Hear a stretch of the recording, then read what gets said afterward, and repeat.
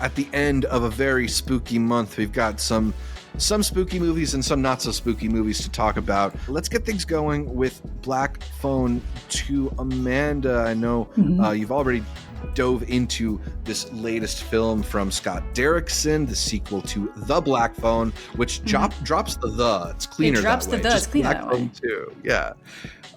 Ethan Hawke's Grabber has returned from the dead, sort of, to re-haunt these children who've grown into high school aged kids, off to get a potential job as camp counselors and investigate the story of their mother's mysterious past.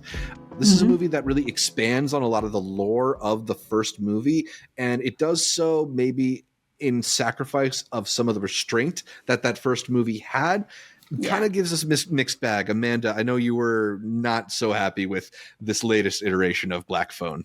Yeah, like I didn't hate it, and it was a really fun watch, but it's just one of those things. It's like, and I'm sorry, Madeleine McGraw. I'm sorry, but like that movie should never have been focused on you.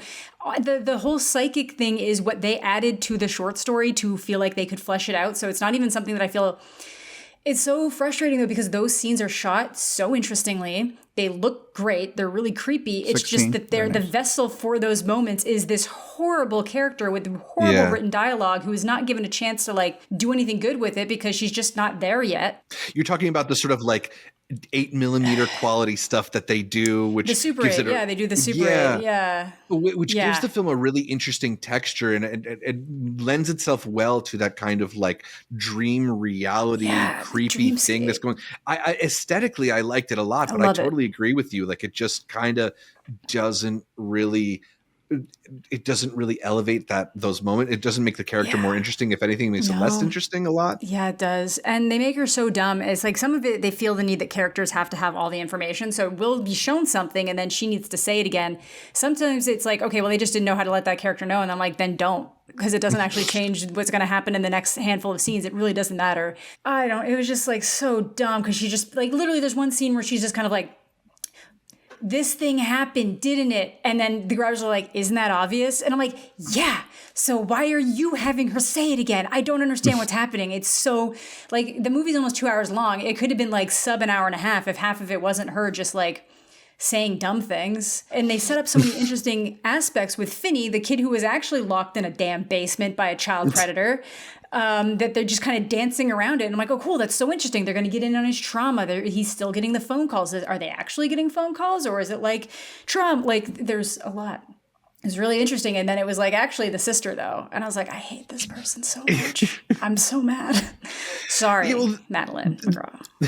Well, she was like a really interesting part of the first one, but I think part of what made her interesting was that restraint they showed in that character, right? Just getting the hints of those psychic elements there while supporting a whole other story. And here, shifting the focus, I don't know, it becomes something that's a little bit more supernatural and connects a lot of the dots that I don't know if I necessarily felt like I needed connected. And ultimately, like, I think it took some of the scares out of it too, because I think when you don't know what's going on, that mystery is frightening, but it's less frightening and almost feels more akin to like a superhero movie when in this handling of it. Art, I know you enjoyed aspects of the first one. We had a good review of it before. How did you feel it held up on a sequel? I think I like it a little bit more than you guys do. I don't think it's better than the first at all. I don't mind Madeleine. I think she's a decent actress. I think there are points where they're able to give her good lines. Having rewatched the first one as well, they've always given her those fart knocker, butt knocker, whatever lines and stuff. Which worked when she was like 8. And now she's a little bit older, and I agree with you. Yeah. I think the starkness and like they do a flashback to Finney when he was young, and you're like, dude, wow, this boy has really aged. And those are the elements I liked.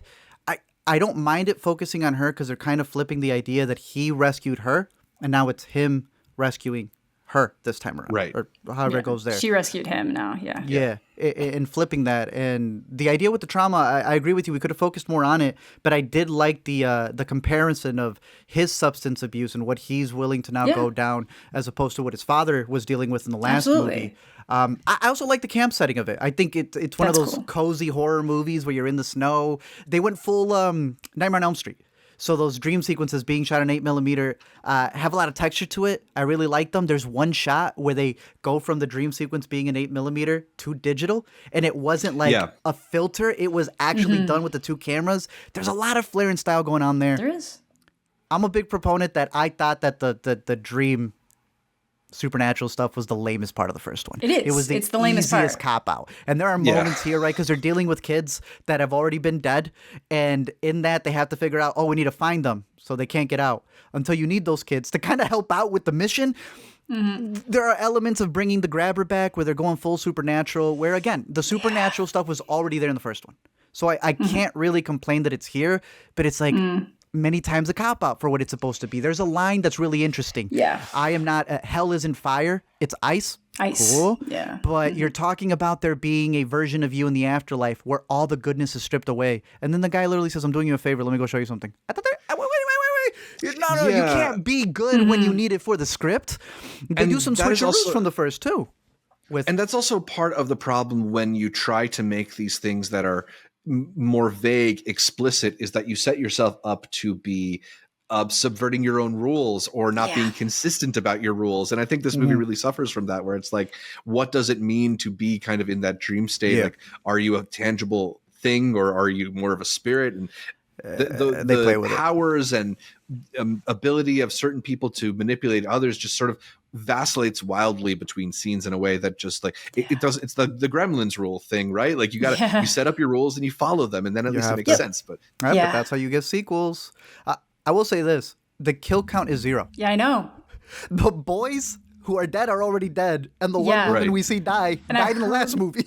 And I heard a potential explanation for that. First, I want to say the thing they did with the mom, I hate it. That was dumb. It's a little so not dumb. Getting into full spoilers, but it's supposed to like help the characters not look at the power that they have as a curse. Bad, but I don't care. There's another way to fucking do that. There's another way to do it. Yeah. And it just reeks of like annoying retcon as well. Yes, I don't like it. Not a fan. But I saw somebody said they were at a Q&A with Derrickson where he said that like they wouldn't have been able to avoid an NC-17 rating if they like killed anybody else, based on how gruesome they showed the kids, which I want to call bullshit on. That movie's 14A in Canada. So if it's 14A in Canada and you had that much room to get, like, I just think that somebody must have mentioned it after the fact. And they were like, we just didn't want to risk anything. And I'm like, no, you just didn't want to kill any of the future franchise characters. Yeah, that rings hollow to me. But they didn't even take care of like the bad side ones that no one likes. Yeah. Like I sure thought they were going to get rid of the, the Mustang. Or the camp counselors on the side that were annoying. The administrative people. Who are like the kind of aggressive Christians that people like to sort of make fun of, and they end up treating them as sort of like the people to get punished in this movie. But it's so ham-fisted the way they try to like make their point about who are you as good as you portray yourself to be, that it comes across it's as just weird. hollow. Scott Derrickson went to a camp like this, so you could tell that he was pulling from somebody in his world and he's just kind of plugged him into this world. Yeah. Basically went from not being religious to being pulled into some like kind of fundamentalism to like landing where he is now, which is still apparently very, very religious. Somewhere there, so... Which, again, is also weird considering that the character who is more spiritual, the sister over the brother, is way more open to several other stuff. She's reading different books on different things. She's given those loteria cards that are like tarot cards at the start. Just a bunch of different things that switch around there. I'm curious to see where they take the other sequels, because obviously they want to expand on them. You were mentioning the NC-17 line, which is funny because for Sinister, they're like, we're going to go all out. We don't care about a rating. That's what I mean. There's no shot that was the reason why. So I don't even know if I want to believe that Reddit post. I don't want to believe it either, because look at the boy that they got, the Mexican boy. He was in the first movie as Robin. Was in the first movie. He blew up. They just recast him as his own brother. I know. We have a joke they're going to cast him as his own dad by the next one, bro. Like, they're just going to keep him because he blew up on Instagram. And look, I like the characters enough. I don't mind Madeleine. I really love Finney. Mason in general. Mason, dude, the fun fact over here, especially with Regretting You, barely making it to number 1, which is insane. That Chainsaw, I think, won. Dude, with How to Train Your Dragon, Black Phone 2, if Regretting You would have hit number 1, he would have been the first person to ever do it at age 18, and the first person to do it since the 90s with Jim Carrey. Yeah. So that boy is on a run. I would argue it's very different. I would argue it's very different in terms of like the roles they're playing and stuff, and like, but still. Yeah, it's more of a it would have been more of a technicality if Mason Thames did it, but it's still notable and it's very cool. considering this is a guy that we didn't even have on our best actors or best movie stars under 35 bracket that we did earlier this year, like that gets he under 18, completely blown up. The pubescent. Yeah. No, he's great. So yeah, Black Phone 2, not the movie that I think we hoped it would be. And honestly, I went back and watched the original Black Phone. Same. I don't think I liked it as much as I did on my first view. I'm the opposite. I think at first I thought I liked the second one more than the first one. Then I went back and rewatched the first one before making my video and realized that I liked the first one more. And a lot of the issues I had with the first one are still the same in the new one. And the grabber is just so much less like uncomfortably menacing. They really like pull out that entire thing that makes him one step above just any other horror villain, weird guy in a mask. Like the fact that he's like genuinely scary and going to do like horrific things to these people before he murders them. Like, bleh. Yeah. I think I'm at like a 2.5 out of 5 for Black Phone 2. Maybe a 3 for the original Black Phone. That's fair. That's probably where I'm at. Do the similarities between some other films like Nightmare on Elm Street bother any of you, or you think it's kind of enough of its own thing? No. It's fine. We've seen worse.